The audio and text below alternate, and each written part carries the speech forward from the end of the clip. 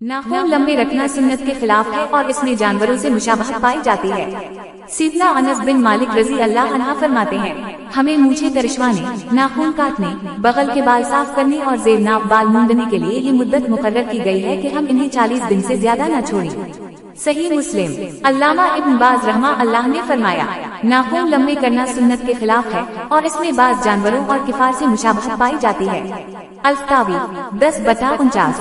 शेख इब्न उसीमीन रहमा अल्लाह फरमाते हैं, मैं उन औरतों को खबरदार करता हूँ जिनके लिए शैतान ने उनके बुरे अमाल को खुशनुमा बना दिया है और वो नाखूनों को बाकी रखती हैं, इन्हें लंबा करती हैं। इनमें से बाज औरतें सिर्फ छोटी उंगली का नाखून लंबा रखती हैं।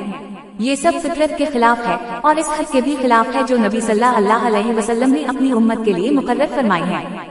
बेशक नबी सल्लल्लाहु अलैहि वसल्लम ने अपनी उम्मत के लिए नाखून, जेब नाक के बाल, बगल के बाल और मूंछों के बारे में ये मुद्दत मुकर्रर फरमाई है कि इन्हें 40 दिन से ज्यादा न छोड़ा जाए। फतावी नूर अली अल-रब 22/2। सितारा फॉलो सितारा के